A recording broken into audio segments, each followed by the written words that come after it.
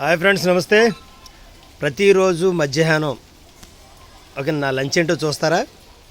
ప్రతిరోజు నా మధ్యాహ్నం ఒక బాదం పాలు, ఒక గ్లాసు బాదం పాలు, అదిగా ఇగో 2 యాపిల్స్, ఓకే, ఒక డ్రాగన్ ఫ్రూట్. డైలీ కూడా ఇదే నా యొక్క మధ్యాహ్నం లంచ్ డైలీ, ఓకేనా. ఎప్పుడో ఒకసారి మాత్రమే ఆకుకూర అన్నప్పుడు మాత్రమే ఫుడ్ తింటాను. మిగతా అన్ని రోజులు కూడా నేను కాలేజీలో సేమ్ ఇదే ప్యాటర్న్ ఉంటుంది. మార్నింగ్ వచ్చేటప్పటికి చక్కగా ఒక 4 ఇడ్లీ లేదా 3 ఇడ్లీ మాత్రమే తింటా. తర్వాత మధ్యాహ్నం మాత్రం నా యొక్క లంచ్ ఇదే.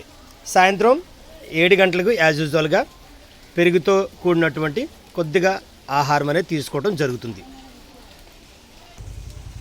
జాగ్రత్తగా ఏదోటి చేయరా బాబు, జాగ్రత్తగా ఉండరా బాబు అని దేవుడు మనల్ని భూమి మీదకి పారేశాడు.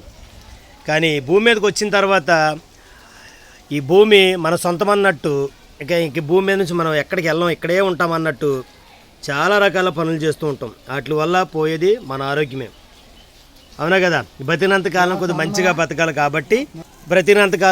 బ్రతకాలి కాబట్టి ఇటువంటి ఆరోగ్యమైనటువంటి ఫుడ్ తినటం వల్ల మనం కూడా కొద్దిగా లైఫ్ అంటే ఆ డబ్బంతా హాస్పిటల్ పెట్టేటువంటి సీన్ అయితే ఉండదు.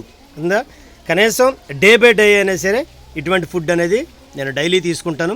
వీటితో పాటు ఆ పిల్లలకి క్లాసులు చెప్పడానికి ఎనర్జీ కావాలి కాబట్టి ఓన్లీ 3 గంటలకు స్నాక్స్ రూపంలో ఇదిగో ఎనర్జీ డ్రింక్, ఓకేనా. స్నాక్స్ రూపంలో ఈ ఎనర్జీ డ్రింక్ అనేది తీసుకుంటా. అదే ఫ్రెండ్స్, ప్రస్తుతం అయితే చాలా హెల్తీ పర్సన్గా ఉన్నాను, ఎటువంటి ప్రాబ్లం లేదు. ఓకే ఫ్రెండ్స్, మీరు కూడా ఆరోగ్యం కోసం ఇటువంటి పాటించండి, ఓకేనా. చక్కగా జ్యూస్ తాగండి, 2 యాపిల్ తినండి. అందుకని మనకి ఉంటారు కదా, ఒక యాపిల్ తింటే కనుక డాక్టర్తో పని ఉండదని, చక్కగా యాపిల్ తినండి. డ్రాగన్ ఫ్రూట్ కూడా చాలా మంచిది. ఇవన్నీ కూడా చాలా మంచివే. వీటితో పాటు మీ ఆరోగ్యాన్ని కాపాడుకుని డాక్టర్ పెట్టేటువంటి డబ్బులు వీటికైనా పెట్టి చక్కగా హ్యాపీగా ఆరోగ్యాన్ని కాపాడుకుంటారని మనస్ఫూర్తిగా ఒక సైన్స్ మాస్టర్గా మీ అందరికీ తెలియజేస్తున్నాను.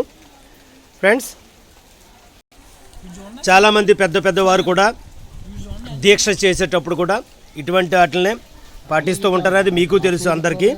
కాబట్టి ప్రతి ఒక్కరు కూడా ఇటువంటి లంచ్ టైంలో ఇటువంటి తీసుకోవాలని మనస్ఫూర్తిగా కోరుకుంటున్నాను. అందరూ కూడా ఆరోగ్యాన్ని కాపాడుకోండి.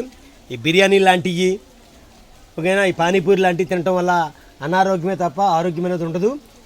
ఓకే, తిన్నంతకాలం బాగానే తింటాం, హాస్పిటల్ ఏదైనా ప్రాబ్లం వస్తే హాస్పిటల్ పరిగెట్టాలి.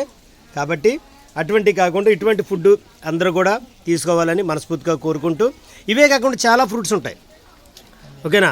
డైలీ ఏ కాకుండా కొద్దిగా చేంజ్ చేస్తూ మంచి ఫ్రూట్స్ తీసుకుని ఆరోగ్యాన్ని కాపాడుకోవాలని మనస్ఫూర్తిగా కోరుకుంటూ మీ శేఖర్ సార్ మీకోసం. బాయ్.